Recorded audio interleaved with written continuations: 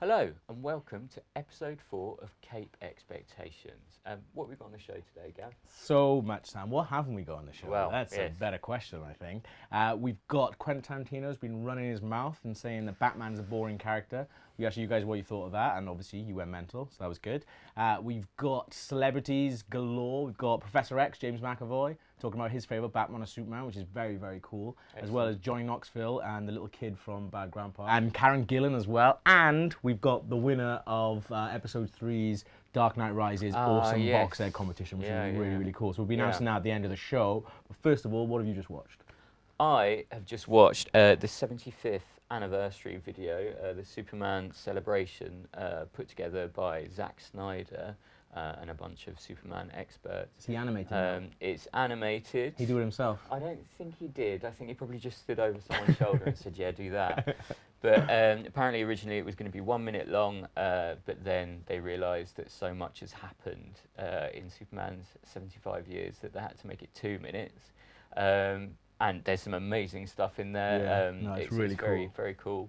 I like how the music goes from classic Superman music and sort of morphs, and you don't even realise it's doing it through the years, and then it ends on Hans Zimmer's one. Yeah, exactly. It's really stirring actually, and it's surprisingly moving. It was surprisingly moving. I mean, as you well know, I wasn't a huge fan of Man of Steel, but that bit when he's outside the the vault thing and he's like down, I was that bit was cool. Actually, great film.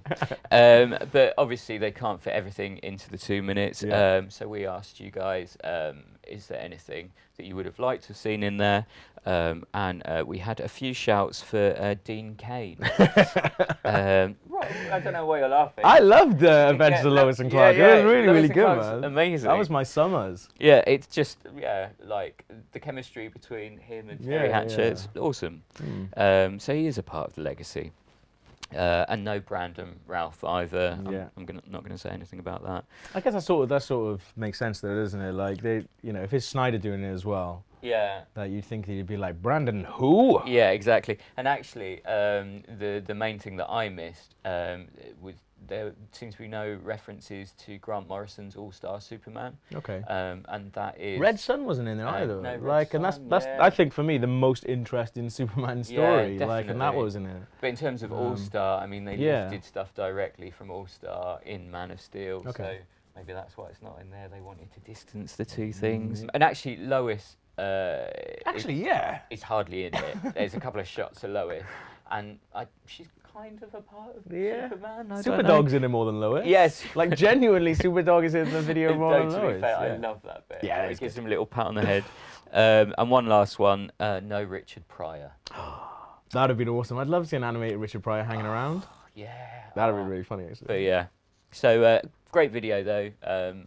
And you can't have everything in there, I suppose. You should check it out though. It's really good. Maybe put some links up or something like that. Yeah, it's on Telefilm. So. But the other really big news is Quentin Tarantino this week was asked whether or not he thought Ben Affleck was good casting as Batman.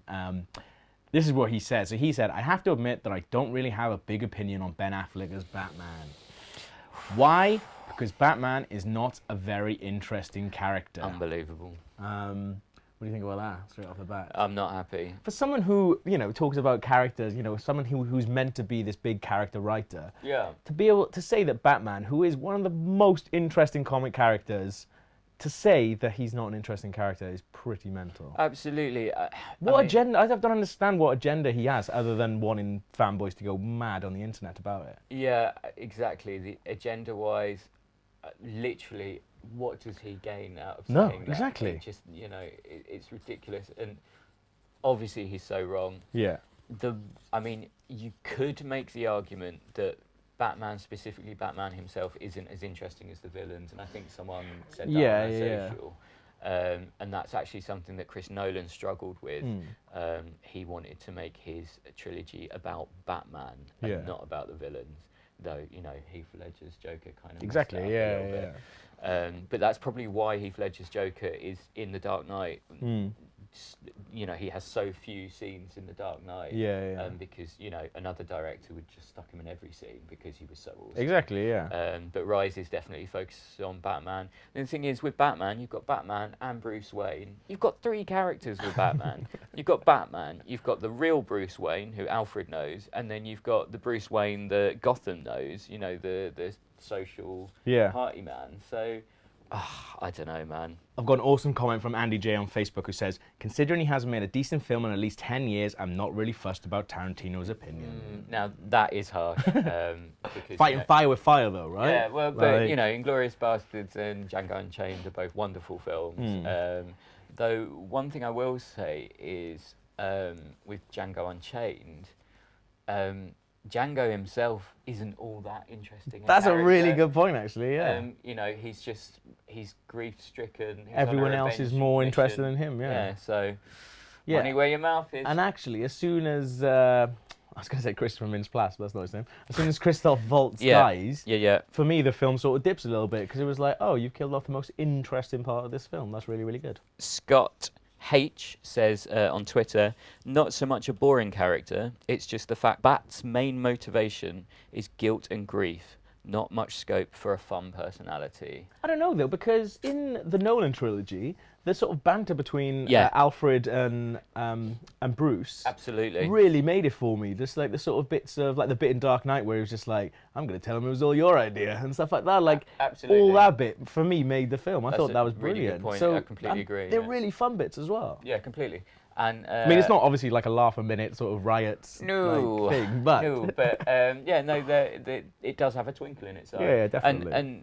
And actually, that point sort of links to another point, which is there's been so many different versions of Batman. I mean, you can't really say that about Adam West's Batman, for example. That's a good point. Tarantino does say that. He says, for any actor, there is simply not much to play, which is mental, for the reason we just said. I think Michael Keaton did it the best, and I wish good luck to Ben Affleck, but you know who would have made a great Batman? Alec Baldwin back in the 80s. Well, actually, he That would have been awesome. He was linked to it. Yeah. He was, during Burton's time, he was linked to it. So, you know, I just don't trust anything he says anymore. I like his movies, but sorry, dude. I've got an awesome comment from Carrie Norton on Twitter who says, he's completely wrong. A boring character wouldn't have the decades of history Batman has. That's a really good point, because if it was such a boring character, why is it keeping... Why does it engage? Exactly. Why do people still love him so much? Yeah. I mean, we should sort of balance this out a little bit. Yeah. And Michael Frasca says, I agree. Batman is always overshadowed by the villain in the movies. Even more recently with Nolan, the character is just boring to watch. And one last one from Tom Broom Thomas. I really like this one, Tom. I think he's wrong, but it's his opinion and he's entitled to it. Very reasonable. It's very balanced for the internet, isn't it? Exactly. Him thinking Batman is boring doesn't take away from my vast enjoyment of the character, but Quentin didn't grow up with the comics. I did. Ooh. That's really nice. Yeah, it's nice, yeah. One other person who doesn't like Batman, thinks he's a rubbish and boring character, is Johnny Knoxville, who you spoke to the other day. Yes, I asked him who his favourite was, Batman versus Superman, and you can probably guess what he said. I always like Superman better, because just Batman's kind of a rich prick in my mind. And that sucks, because I shouldn't not like someone because they're rich. It's like not liking someone because they're poor. But I'm going to, I just honestly, Superman. Plus, he looks so good in the night. The other big news is that Hans Zimmer is struggling with the score for Batman vs Superman. Yeah. He said to Collider, it's created a bit of a problem in my head right now. Quite honestly, I've got to sit down with Zach and have a chat with him about what he's trying to do, because what I don't want to do is go back to that well. He's referring to Batman, his Nolan score. Yeah. It's a different Batman. Christian Bale, and what I did with Chris, that needs to have his autonomous life. I don't want to go and now appreciate that and put that into the other Batman. So he wants to forget about the Nolan completely. That must be solid, though. Yeah. Like, do you think he just go, oh, this is really great idea. Oh, no, wait, that sounds like the Nolan one. Yeah, exactly. Like, how do you do that? How do you, like, because you think, okay, the you know, the Batman character, how do I start scoring that? Now, how do I start scoring that exact same character again, but making sure it doesn't sound anything like the other one? The scores for the Dark Knight trilogy, and I love his Man of Steel score as well. So they're both very iconic.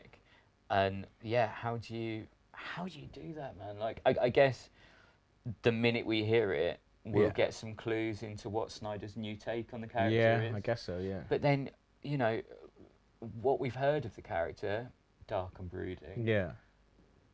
It's not that far removed from Bale's take, is it? But at the same time, like, I don't see. I know obviously Nolan's trilogy's got to have its own thing and it's got to stand by itself. But I don't see, like, personally, I would love to go in there and, because I know the score quite well, I know you do, I'm sure everyone does, but I'd love to go into that film and then just hear just a couple of, you know, notes from there and this. I would feel so, like, nostalgic for that trilogy by the time we see this in 2015, do you know what I mean? Like, I don't know, I think obviously he knows what he's doing. I'm pretty sure Hans Zimmer knows what he's doing better than me. But, well, it's debatable. But yeah, I don't know, I would have liked to have a couple of little nods into it. I know what you mean, like, it would be lovely, but I don't know, it's just really difficult. I mean, surely he's already done his very best Batman story. Yeah. Like, you know, I've done my best one, now... Do another one. Yeah. So how do you do better? You can't. So it's going to be lesser no matter what it is. Yeah. But I don't know. It's one a really thing tough one. He should probably be focusing more on is Lex Luthor's theme that he used to do, which is an amazing segue into this week's Luthor League. Luthor League. Let's grab it. Now we've had some awesome ones this week.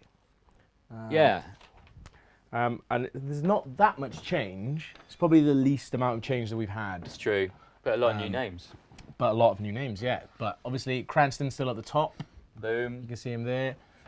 Followed closely by Mark Strong. Yeah. Matthew McConaughey. Yes. Woody Harrelson. Yes. And in at number 5, new entry. Denzel Washington. This one was suggested by a couple of people, but especially Matthew Trask, who was like, who said, I know I'm probably the only one who's going to say this, but Denzel Washington. But actually, it's not pretty the good. only one. Always bald, pretty much. Like... Yeah, and he has been terrifying in movies, particularly American Gangster, but for me, Training Day. Yeah. And yeah, I reckon he could be a smooth talker, as well as a super intense leader, you know, Malcolm X. Yeah. Yeah, I reckon. Zachary Quinto has dropped out. Sorry, Zach. Brandman85 suggested Jason Isaacs. Yeah. Really cool. I like Jason Isaacs. Yeah, he's on the list. Like, nowhere near, I mean, he's probably above near Dean Norris, obviously. Steve-O Legendbauer also said Liam Neeson. John Malkovich.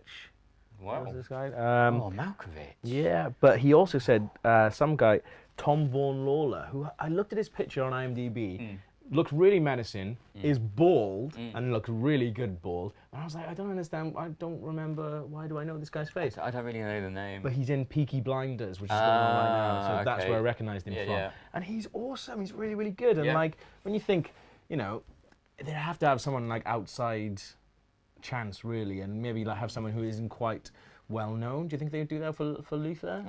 No? Because he's really good. Yeah, I just look at the Man of Steel cast, dude. They pack that thing out. But that guy also suggested Michael Fassbender and Patrick Stewart, but who would also, obviously Patrick Stewart is bald, to be really, really good. Michael Fassbender's good in everything. Oh, we love him. He would be perfect. Look how dark he is in Shame. Like, that's a really dark character he played. Like, be a really, really nasty Luthor. But they're both, I mean, so heavily involved in the X-Men franchise. Yeah. And there's going to be a few more of those, so I can't really see them stealing those guys away from this, really. Absolutely. I tell you who else has been bald in the X-Men movie. Who? James McAvoy. That's right. And who have we spoken to? That's right. Online editor Matt Rizzi spoke to James McAvoy, who not only gave us his favourite Batman or Superman, he also went into massive detail about who his favourite Batman ever was and who his favourite Superman ever was. This is so cool, guys. Really good. Batman, I have to say. I like the comedy in Superman, which you didn't get in the new one, really. But I always liked the comedy in Superman. But he's too perfect. Do you know what I mean? It's why I'm quite interested. I've never read it. Is it Red Star? Red Dawn? Red Star? Red Sun. It's why with Red Sun I'm quite interested in reading that because maybe it's an opportunity to complicate him a little bit. Because he never seemed that complicated. Not that all superheroes need to be complicated, but it was just like, you know, truth, justice, and the American way. I don't know. I'm not that interested in. No, I'm not saying it's not something that's to be loved or anything like that. But I don't know. Is it as good as, you know? Somebody took something away from me and I'm going to take it back. I don't know, maybe that's more fun. And so Red Sun might do that for me. Favourite Superman is Christopher Reeve. He carried off the Superman bit great, but the Clark Kent part of it he's hilarious. He's really, really funny. Even in those great sort of DVD extras you get on the original movie, which show the castings for different Lois Lanes. You've got Stockard Channing as well as Margot Kidder and a few others. I can't remember who else. You'll need to forgive me. Not that they'll ever see this or care.